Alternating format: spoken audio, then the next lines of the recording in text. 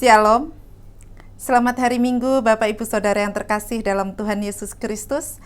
Hari ini 17 Mei 2020 bersama dengan keluarga besar Gereja Misi Injili Damai Indonesia Hong Kong, kita akan merenungkan firman Tuhan hari ini lagi bersama-sama. Sebelumnya mari kita satu dalam doa, mari kita berdoa.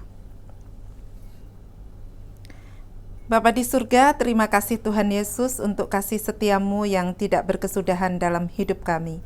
Terima kasih kami boleh bersama-sama untuk merenungkan firman-Mu. Hamba-Mu yang terbatas, hamba-Mu yang tidak lepas dari kesalahan dan dosa, biarlah hamba-Mu dilayakkan oleh Tuhan, dimampukan oleh Tuhan, oleh karena Tuhan sendiri yang mau menjadikan hamba-Mu ini alat-Mu untuk menyampaikan kebenaran firman-Mu. Berkati semua yang akan mendengarkannya. Biarlah kami bersama-sama menjadi orang-orang yang melakukan kehendak-Mu. Hadirlah dan memberkati kami dan kami semuanya Tuhan Yesus. Biarlah ada dalam pertolongan Tuhan, dimampukan untuk menjadi para pelaku firman Tuhan. Terpujilah Dikau Bapa, dalam nama Tuhan Yesus kami berdoa dan bersyukur. Amin. Ya, Bapak Ibu Saudara yang terkasih dalam Tuhan Yesus Kristus, hari ini kita akan merenungkan satu bagian firman Tuhan dari Ulangan pasalnya yang ke-6, ayat 1 sampai ayatnya yang ke-9. Kasih kepada Allah adalah perintah yang utama. Inilah perintah, yakni ketetapan dan peraturan yang aku ajarkan kepadamu atas perintah Tuhan Allahmu untuk dilakukan di negeri kemana kamu pergi untuk mendudukinya, supaya seumur hidupmu engkau dan anak cucumu takut akan Tuhan Allahmu dan berpegang pada segala ketetapan dan perintahnya yang kusampaikan kepadamu dan supaya lanjut umurmu. Maka dengarlah, hai orang Israel, lakukanlah itu dengan setia, supaya baik keadaanmu dan supaya kamu menjadi sangat banyak, seperti yang dijanjikan Tuhan Allah nenek moyangmu kepadamu di suatu negeri yang berlimpah-limpah susu dan madunya. Dengarlah, hai orang Israel, Tuhan itu Allah kita, Tuhan itu Esa. Kasihilah Tuhan Allahmu dengan segenap hatimu dan dengan segenap jiwamu dan dengan segenap kekuatanmu.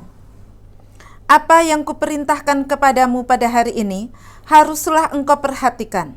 Haruslah engkau mengajarkannya berulang-ulang kepada anak-anakmu dan membicarakannya apabila engkau duduk di rumahmu, apabila engkau sedang dalam perjalanan, apabila engkau berbaring, dan apabila engkau bangun.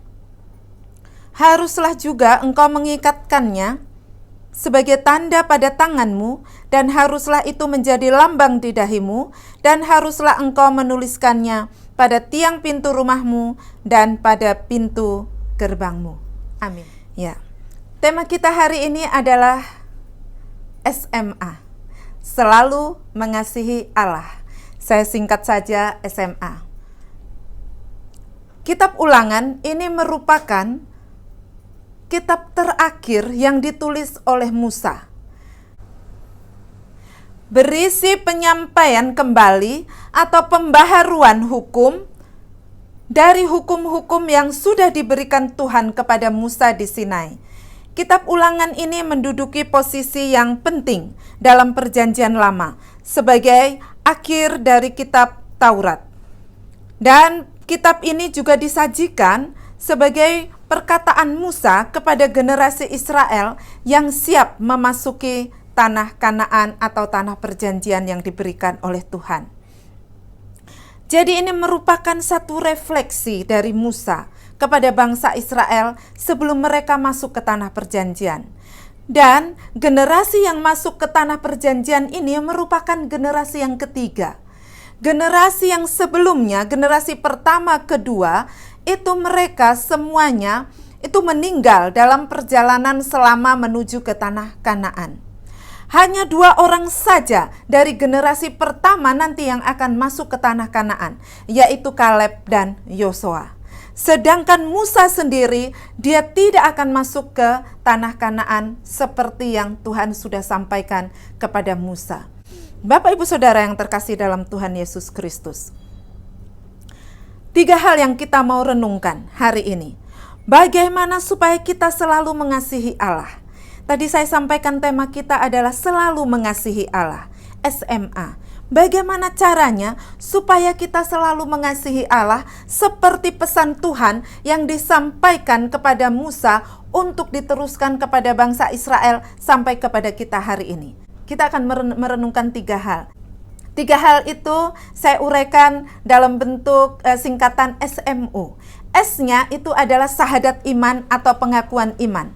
Lalu yang kedua, M-nya itu adalah mengalami dan mengajarkan kasih Tuhan. Dan yang ketiga adalah ulang-ulang. Dan kita akan merenungkan bersama-sama yang pertama, syahadat iman. Dalam ayatnya yang pertama sampai ayatnya yang keempat, kita bertemu dengan kata dengarkanlah hai Israel sebanyak 2 kali, yaitu ayat 3 dan ayat 4. Lalu dalam ayat 4 secara khusus disampaikan Musa demikian. Dengarlah hai orang Israel, Tuhan itu Allah kita, Tuhan itu Esa. Kalau kita mempunyai pengakuan iman rasuli pada saat ini, selesai ibadah, kita selalu menggaungkan atau mengumandangkannya. Dan bangsa Israel itu memiliki pengakuan iman atau syahadat iman. Dan itu diucapkan setiap hari 2 kali. Baik itu di tempat umum ataupun dalam tempat-tempat tertentu secara pribadi.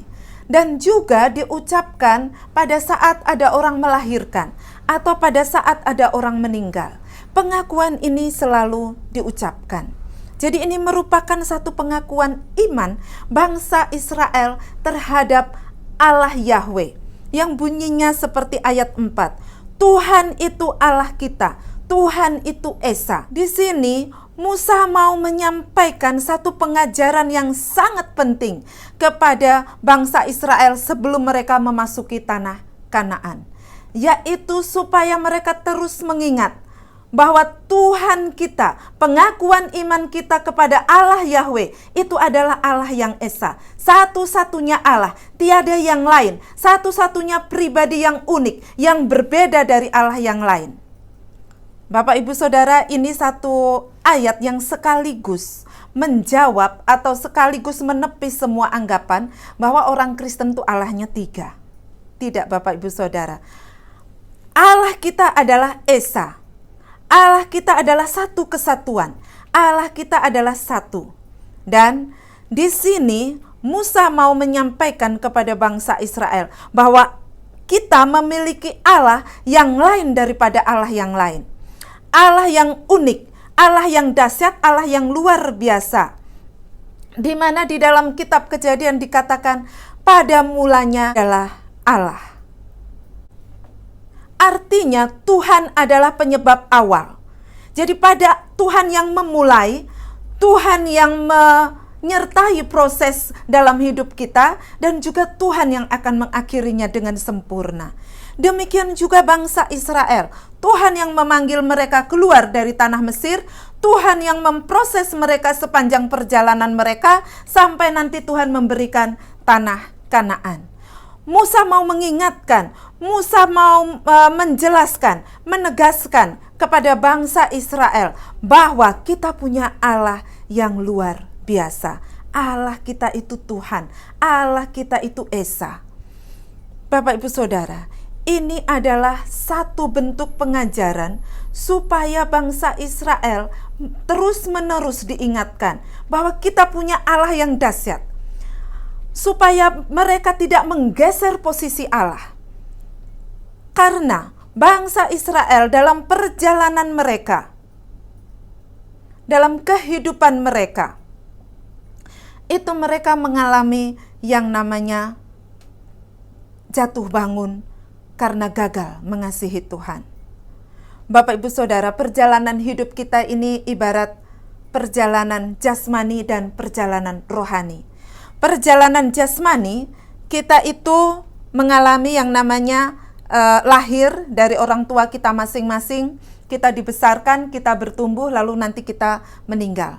sesuai dengan waktu kita masing-masing. Lalu perjalanan rohani, kita berjumpa dengan Tuhan Yesus, kita tinggalkan dosa, lalu kita masuk dalam pembentukan Tuhan untuk kita menjadi orang yang dikuduskan Tuhan, dibenarkan Tuhan, mengasihi dan melayani Tuhan sampai akhir hidup kita. Dan ketika Tuhan panggil nanti, ketika kita meninggal, ada kehidupan baru yang Tuhan berikan, yaitu hidup kekal bersama dengan Tuhan Yesus.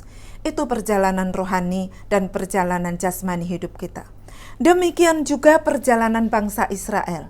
Dan dalam perjalanan mereka, itu mereka banyak mengalami kegagalan. Mereka banyak mengalami jatuh bangun oleh karena mereka gagal mengasihi Tuhan. Ini menjadi satu pesan khusus bagi kita Bapak Ibu Saudara, supaya kita belajar dari bangsa Israel, supaya iman kita tidak tergeserkan, supaya iman kita tetap teguh kepada Allah yang hidup, Allah yang esa, Allah yang berproses dalam kehidupan kita. Dia yang mengawali, Dia menopang, dan Dia juga yang akan mengakhiri dengan sempurna. Itu pelajaran penting dalam hidup kita, berkenaan dengan bagian yang pertama, tentang pengakuan iman, tentang syahadat iman bangsa Israel, supaya mereka menempatkan Allah sebagai sentral, sebagai pusat dalam setiap keputusan mereka, baik dalam ibadah mereka, baik dalam kehidupan mereka sehari-hari, pekerjaan mereka, apapun itu. Kenapa ini disampaikan oleh Musa? Karena bangsa Israel sudah jatuh cinta kepada ilah-ilah yang lain. Mereka sudah tertarik kepada ilah-ilah yang lain. Mereka menggeser posisi Tuhan. Dan ini kalau terjadi dalam kehidupan kita Bapak Ibu Saudara, ini sangat berbahaya. Sebagai anak Tuhan, kita harus menjadikan Tuhan itu sebagai sentral. Menjadikan Tuhan sebagai superioritas dalam hidup kita. Dia yang pertama dan utama. Tidak boleh tergeserkan oleh apapun. Kita harus ingat bahwa iman kita itu adalah iman kepada Yesus Kristus. Allah yang hidup, Allah yang tidak tergantikan oleh apapun. Baik itu oleh kekayaan, baik itu oleh kesuksesan, oleh penderitaan, oleh pergumulan hidup, oleh tantangan, oleh godaan apapun, oleh hobi kita, oleh apapun yang menjerat kita saat ini, oleh kemajuan zaman dan lain sebagainya.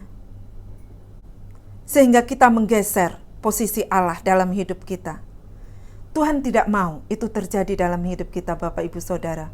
Berulang-ulang dalam kitab Perjanjian Lama dikatakan bahwa Allah kita adalah Allah yang cemburu.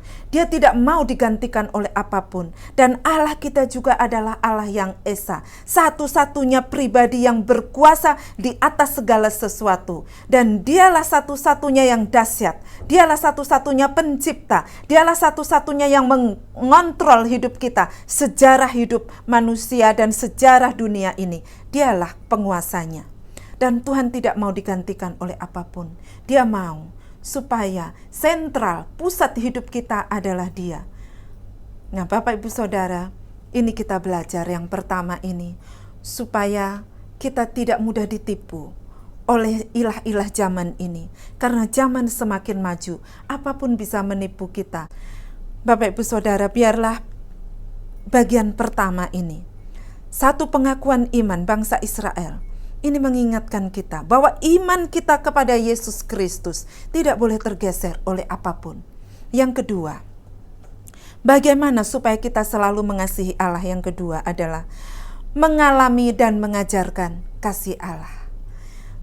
Untuk kita bisa menjadi pengajar-pengajar tentang kasih Allah kepada orang lain, tentu kita harus mengalami lebih dahulu. Kita harus mengalami kasih Allah itu lebih dahulu. Ayat yang kelima. Kasihilah Tuhan Allahmu dengan segenap hatimu dan dengan segenap jiwamu dan dengan segenap kekuatanmu. Apa yang kuperintahkan kepadamu pada hari ini haruslah engkau perhatikan dan engkau ajarkan. Mengalami kasih Allah terlebih dahulu, baru mengajarkan kepada orang lain dan juga memberitakan itu kepada orang lain. Kenapa kita harus mengalami kasih Allah terlebih dahulu? Kalau kita belum mengalami kasih Allah, lalu kita mengajarkan tentang kasih Allah, itu sama seperti peribahasa yang mengatakan orang buta menuntun orang buta. Nah, tentu saja itu akan mengalami kendala atau kesulitan. Dan itu bukan ajaran firman Tuhan. Firman Tuhan mengatakan, Musa mengingatkan, Musa menegaskan kepada bangsa Israel supaya mereka mengasihi Tuhan dengan segenap hidup mereka, segenap hati, segenap akal budi, segenap jiwa mereka. Totalitas untuk Tuhan, habis-habisan untuk Tuhan, mengasihi Tuhan, mengalami kasih Tuhan terlebih dahulu, dan mengasihi Tuhan terlebih dahulu, baru mengajarkannya kepada orang lain. Tapi konteks di sini adalah kepada anak-anak dalam keluarga. Mengalami kasih Tuhan itu artinya dia mengenal betul siapa Allahnya. Dia mengenal betul apa kehendak Tuhan, lalu melakukannya dalam kehidupan sehari-hari. Dan Musa telah memberikan teladan itu lebih dahulu. Nah, mengasihi Tuhan. Sekalipun dia pernah marah kepada bangsa Israel, tapi luar biasa terbukti kasih Musa itu kepada sesama dan juga kepada Tuhan. Kalau kita lihat di dalam pasal 4, Ulangan pasal 4, kita buka sebentar. Ulangan pasal 4 ayat yang ke-21 berbunyi demikian. Tetapi Tuhan menjadi murka terhadap aku oleh karena kamu, dan ia bersumpah bahwa aku tidak akan menyeberangi sungai Yordan, dan tidak akan masuk ke dalam negeri yang baik, yang diberikan Tuhan Allahmu kepadamu menjadi milik pusakamu. Bayangkan Bapak Ibu Saudara, Musa yang memimpin bangsa Israel bertahun-tahun, Musa yang mendampingi bangsa Israel ketika menghadapi raja yang begitu kejam, yang tidak mau melepaskan bangsa Israel. Musa juga yang dipakai oleh Tuhan untuk Tuhan menunjukkan mujizat-mujizatnya secara luar biasa. Musa juga yang mengalami perjumpaan pribadi di Gunung Sinai sampai Tuhan memberikan Tauratnya kepada Musa untuk disampaikan kepada bangsa Israel. Tapi Musa tidak masuk ke tanah perjanjian. Kalau sebagai manusia, Bapak Ibu Saudara, tentu ada kekecewaan. Itu yang dijanjikan Tuhan, tapi itu tidak dinikmati oleh Musa. Bagaimana kalau kita menjadi Musa? Tentu ini berat sekali. Seharusnya titik puncak kemenangan itu adalah tanah Kanaan yang dijanjikan oleh Tuhan. Tapi lihatlah, Musa begitu mengasihi Tuhan, sampai ketika bangsa Israel harus masuk ke tanah Kanaan, sebelum masuk ke tanah Kanaan, Musa masih menegaskan kepada bangsa Israel, memberikan pengajaran, mengingatkan bangsa Israel sebagai bentuk refleksi supaya mereka masuk ke tanah Kanaan tetap dengan perintah Tuhan, tetap mengingat Tuhan, tetap supaya mereka tidak ada Allah lain dalam hidup mereka. Jadi dalam keadaan apapun, dalam situasi apapun, susah senang, Musa tetap mengasihi Tuhan. Dia sudah mengalami kasih Tuhan, dia terus hidup dalam kasih Tuhan, dan dia mau mengajarkannya itu kepada bangsa Israel. Dan dia berpesan kepada bangsa Israel sesuai dengan perintah Tuhan, supaya mereka juga mengajarkan kasih Allah itu kepada anak-anak mereka. Mengapa ini harus diajarkan kepada anak-anak? Supaya kayak mereka hidup takut akan Tuhan. Kalau perintah mengasihi Tuhan itu tidak pernah disampaikan berulang-ulang, tidak pernah disampaikan kepada generasi selanjutnya, maka cerita itu akan putus. Sehingga mereka tidak tahu hidup takut akan Tuhan. Ini memberi pesan kepada kita Bapak Ibu Saudara. Kita sebagai orang tua, kita sebagai orang yang dipercayakan dalam keluarga, satu peranan penting, yaitu keluarga itu tempat di mana seseorang belajar dan mengalami berbagai macam pelajaran, mengalami berbagai macam pengalaman. Pembelajaran dan pengalaman yang dialami itu bisa negatif dan positif, tergantung bagaimana keluarga itu dibentuk. Ada satu kalimat yang mengatakan bahwa negara yang sehat terdiri dari keluarga-keluarga yang sehat. Artinya secara pengajaran.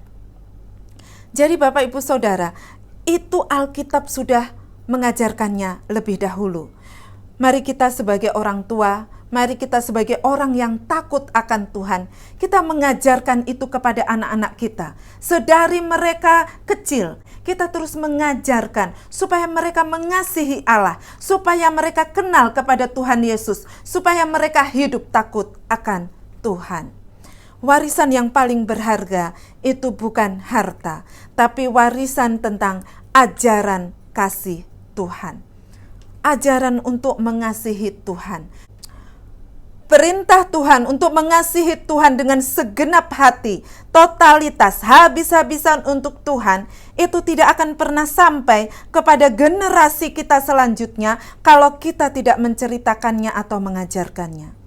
Untuk itulah Musa sangat menekankan hal ini oleh karena Tuhan yang memberikan amanat ini kepada Musa, supaya mengajarkan anak-anak atau generasi umat pilihan Tuhan yaitu Israel untuk mereka mengasihi Tuhan. Itu sudah diajarkan sejak dari anak-anak. Pondasi kekristenan itu adalah kasih. Sama seperti yang Tuhan Yesus katakan di dalam pengajarannya, diringkaskan oleh Tuhan Yesus bahwa inti dari ajaran kekristenan itu adalah kasihilah Tuhan Allahmu dan kasihilah sesamamu manusia. Itulah hukum yang pertama dan terutama. Sesungguhnya inilah yang membuat hidup kita berhasil. Bangsa Israel banyak mengalami jatuh bangun, banyak mengalami kegagalan oleh karena mereka gagal dalam mengasihi Tuhan. Bapak Ibu Saudara, kalau kita gagal mengasihi Tuhan, maka akan banyak hal kegagalan dalam hidup kita. Kegagalan demi kegagalan akan muncul dalam hidup kita. Untuk itu Bapak Ibu Saudara, yang menjadi prinsip utama dalam kita menjalani hidup ini adalah mengasihi Tuhan dan mengasihi sesama. Itu menjadi hukum yang terutama dalam kehidupan kita sebagai pengikut Tuhan Yesus. Jadi, mengalami dan mengajarkan kasih Tuhan, supaya kita selalu mengasihi Tuhan. Kita sudah mengalami, lalu kita mengajarkan kepada orang lain, supaya orang lain juga hidup takut akan Tuhan. Dan terlebih dahulu kita ajarkan dalam lingkup keluarga, karena nilai tertinggi dalam hidup kita yang paling utama adalah keluarga. Hendaknya kita mengajarkan anak-anak kita untuk hidup takut akan Tuhan, maka hidup mereka akan berhasil. Itu bagian yang kedua, Bapak Ibu Saudara. Lalu yang ketiga, ulang-ulang. Mengapa pengajaran untuk mengasihi Allah itu harus disampaikan ulang-ulang? Karena pengajaran yang berulang-ulang itu sangat efektif. Kita bisa lihat Bapak Ibu Saudara seperti iklan di TV. Kenapa disampaikan berulang-ulang? Supaya pesan itu sampai kepada penonton. Jadi pengajaran yang berulang-ulang itu sangat efektif Bapak Ibu Saudara.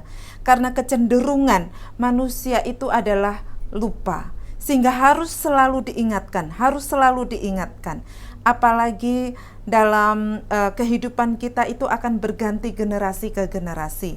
Untuk itu pengajaran untuk mengasihi Allah itu harus terus disampaikan, berulang dan berulang-ulang terus. Nah, jadi yang pertama, itu kenapa disampaikan secara ulang-ulang? Karena pengajaran yang diulang-ulang itu sangat efektif. Lalu yang kedua, selain efektif, pengajaran yang berulang-ulang itu ibarat kita makan Bapak Ibu Saudara. Ketika kita makan hari ini, pagi, siang, malam, dan besok diulang lagi pagi, siang, dan malam, itu akan diulang lagi hari selanjutnya. Itu artinya itu menjadi kebutuhan utama. Tuhan tahu kebutuhan utama manusia itu adalah mengasihi Tuhan. Dan Tuhan tahu supaya mereka bisa berhasil, supaya manusia ini bisa berhasil, satu-satunya kunci adalah mengasihi Tuhan. Karena kunci keberhasilan hidup kita ada di tangan Tuhan. Itulah sebabnya Tuhan perintahkan supaya itu haruslah diajarkan berulang-ulang kepada anakmu dalam segala situasi dan kondisi. Pada saat di rumah, pada saat dalam perjalanan, pada saat duduk, pada saat bangun. Dan bukan hanya secara berulang-ulang, tapi juga di sini dikatakan ayat 8, haruslah engkau mengikatkannya sebagai tanda pada tanganmu, dan haruslah itu menjadi lambang di dahimu, dan haruslah engkau menuliskannya pada tiang pintu rumahmu dan pada pintu gerbangmu. Jadi Bapak Ibu Saudara, jadi bukan hanya dibicarakan, diajarkan, tapi perintah untuk mengasihi Tuhan itu juga dijadikan simbol dalam kehidupan mereka. Ditulis dalam pintu gerbang, di pintu-pintu rumah, ditaruh di dalam pergelangan tangan, dan juga diikatkan di dahi. Itu menjadi satu pengingat bagi bangsa Israel supaya mereka terus-menerus mengasihi Tuhan. Itu adalah perintah yang mutlak dalam hidup mereka. Demikian juga dalam hidup kita, Bapak Ibu Saudara. Untuk kita terus mengasihi Tuhan sampai kapanpun, kita terus setia untuk melakukan firman Tuhan, untuk mengasihi Tuhan dengan segenap hati kita, juga mengajarkan ulang-ulang kepada generasi kita, kepada anak-anak kita, kepada orang yang kita jumpai, namun secara khusus kepada keluarga, supaya kita menciptakan generasi yang takut akan Tuhan. Tuhan Yesus memberkati. Mari kita satu dalam doa. Bapa yang di surga, terima kasih Tuhan Yesus untuk firman-Mu yang sangat luar biasa, yang sudah memberkati kami. Dan biarlah firman-Mu ini Tuhan terus menyinari hidup kami, sehingga kami berjalan dalam terang Tuhan. Tuhan tolong, Engkau mampukan kami semua Tuhan, ketika kami mengalami tantangan, ketika kami mengalami hal-hal yang tidak mudah, biarlah kami terus terpaut kepada firman-Mu. Berkati semua yang sudah mendengarkannya Tuhan, berkati semua kami Bapa. Kami tahu kami terbatas, tapi kami punya Allah yang tidak terbatas, yang senantiasa menolong kami. Terpujilah Dikau Tuhan Yesus. Dalam nama Tuhan Yesus kami berdoa dan bersyukur. Amin. Terima kasih Bapak Ibu Saudara yang terkasih. Tuhan Yesus memberkati.